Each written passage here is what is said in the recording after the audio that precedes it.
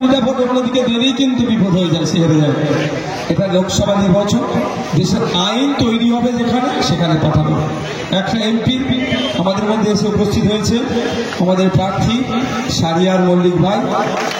আপনারা 20 তারিখে ভোট আছে, থানচিনে ভোট দিয়ে পার্লামেন্টে পাঠাবে। আর এসে পৌঁছেছেন আমাদের হাসান ভাই, জেলার দায়িত্বে একজন আছে। তো বন্ধুগণ, আমাদেরকে আগে জানতে হবে একটা এমপির কাজ কি, ভূমিকা কি, সেটাকে জানতে হবে। আমার পূর্বে এখানে তিনি সরাসরি বলেছে কল্যাণবাবুর নাম নিয়ে তিনি কোথা থেকে ল পাস করেছেন তার সার্টিফিকেটটা দেখাতে। আমি সার্টিফিকেট দেখতে চাইছি না তার কাছে, কিন্তু তিনি অনেক কথা বলে গিয়েছেন। আমি প্রথম তার কাছে বার্তা দিতে চাই, তার দলে এখানে কর্মী সমর্থক ভাইরা আমাদের মাধ্যমে বার্তা দিতে চাই, তিনি 3 বারের এমপি, অর্থাৎ তিনি 15 বছর ধরে এই শ্রীরামপুরের এমপি হয়ে আছে। 1 বছরে 5 কোটি টাকা একটা এমপি ল্যাডে ডেভেলপমেন্টের জন্য আসে। তার মানে 5 বছরে 25 কোটি, 25 ইন্টু 3, 75 কোটি টাকা শ্রীরামপুর, উত্তরপাড়া, চণ্ডীতলা, ডুমজুর, বড়গাছিয়া, জগৎবল্লভপুর, আটপুর, এই অর্থ এলাকাকে নিয়ে যে 16 লক্ষের অধিক ভোটার আছে, এই ভোটারদের চাওয়া পাওয়া, অভাব অভিযোগ, সমস্যা, সেইগুলোকে নোট ডাউন করবেন। নোট ডাউন করে দেশের যেখানে আইন তৈরি হচ্ছে সেখানে গিয়ে জানাবেন।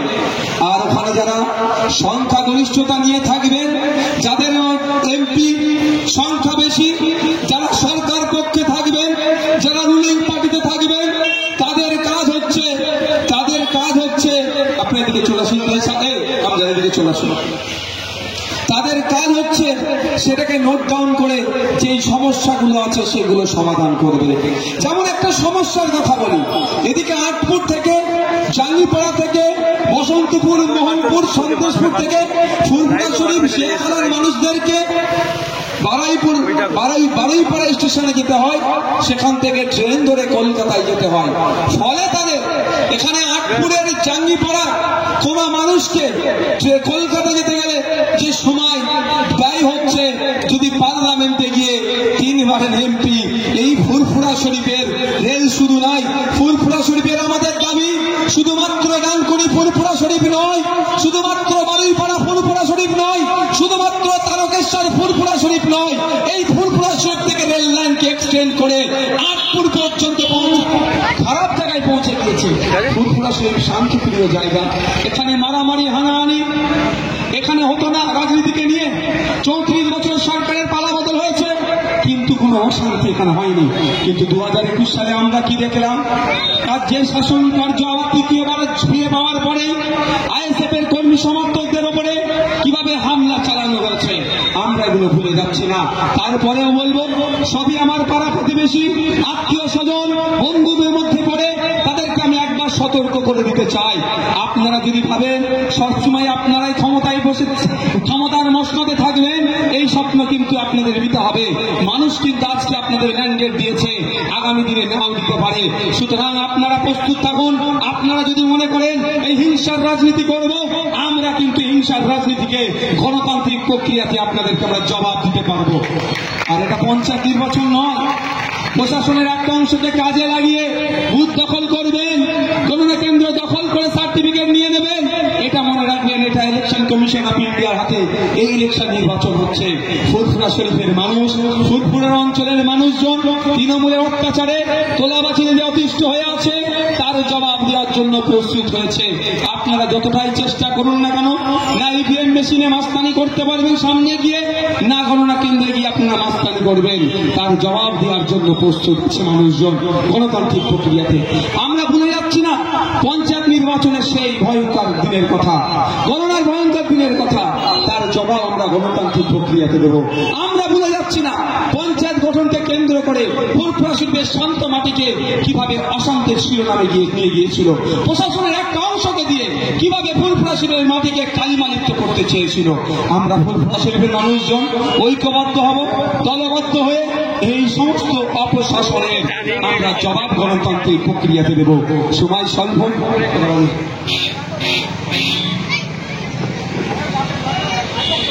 সময় স্বল্প, তাই বন্ধুগণ যারা উপস্থিত হয়েছেন, আমাদের পাড়া প্রতিবেশী মানুষজন যারা আছেন, তাদের উদ্দেশ্যে বলবো, জামাই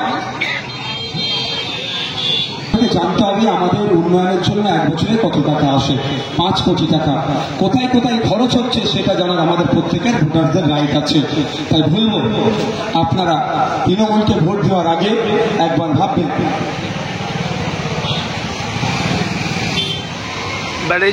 তৃণমূলকে ভোট দেওয়ার আগে একবার ভাবুন। এবং আপনাদের বলে রাখি, এরা আপনাদেরকে দেখাবে না ডেটা কোথায় কোথায় খরচ করেছে, কারণ ফুরফুরাসের বিরুদ্ধে ঘটনা, মন্দিরের দেয়াল তুলাকে নিয়ে টাকা উঠে গেছে, মন্দিরের শ্মশানের ঘেরা হয়নি, রাস্তার জন্য টাকা লুট হয়ে গেছে, এই ধরনের অনেক ঘটনা আছে, সেটা আগামী দিনে কমিশন বসিয়ে উদ্ধার হবে। কিন্তু আমি আপনাদের বলি, আপনাদেরকে ভাবতে হবে, ভাবার সময় এসেছে। আপনারা যদি না ভাবেন, ভাববে কাকে? 1 বছরে 5 কোটি, 5 বছরে 25 কোটি, কোথায় গেল? আপনাদেরকে ভাবার সময় এসেছে। আপনাদের বলে রাখি, আপনারা যদি আমাদেরকে কাজের সুযোগ দেন, আমাদেরকে যদি পার্লামেন্টে পাঠান, 1 বছরে 5 কোটি, 5 বছরে 25 কোটি টাকা, সবই আপনাদের নজরদারিতে কাজ হবে। আপনাদের বলি, ধরুন না এই ফুরফুরা শরীফের এই তালতালহাট মোড়ে একটা আমরা হাইমাস লাইট লাগাবো, কত খরচ? সঠিকভাবে খরচ হয়, তার জন্য আমরা ব্যবস্থা করে দেবো। তাই বন্ধুগণ, আপনাদের উদ্দেশ্যে বলবো, আপনারা যারা উপস্থিত হয়েছে, ভোটটা দেওয়ার আগে একটু ভাববেন, ভোটটা দেওয়ার আগে একটু ভাববেন। কারণ এখানে যারা উপস্থিত হয়েছেন, আমার গ্রামের যারা আছেন, আমার বুথের যারা আছেন, আমাদের পাড়ার যারা আছেন, বাজারে মাইক যাচ্ছে, সকলের উদ্দেশ্যে বলছি, আমরা যারা এখন উপস্থিত হয়েছি, যারা মাইকের আওয়াজ শুনছি, 100টার মধ্যে 90 জনের বাড়ির ছেলে মেয়েরা সরকারি স্কুলে পড়ে। আর যাদের বাড়ির ছেলে 90 জনের সরকারি স্কুলে পড়ে, একটু আজকে বাড়ি যাবেন, বাড়ি গিয়ে বাড়ির বাচ্চাকে জিজ্ঞাসা করবেন, যে বাড়ির বাচ্চাদেরকে জিজ্ঞাসা করবেন, এই বাবু তুই কিসে পড়িস? কেউ 4, কেউ 3, কেউ 5, কেউ 6। তাদের বাচ্চাগুলোকে ডাকবেন, বাচ্চাগুলোকে ডেকে জিজ্ঞাসা করুন যে তুই 6-এ পড়িস। শুনে যা